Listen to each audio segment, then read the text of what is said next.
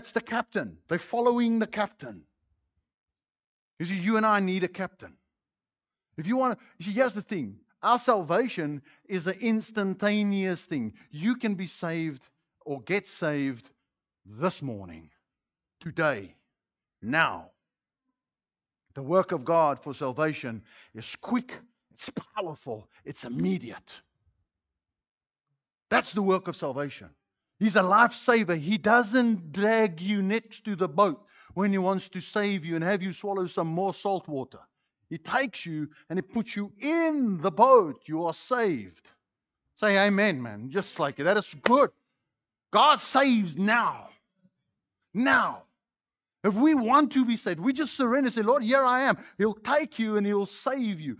But then He becomes your captain.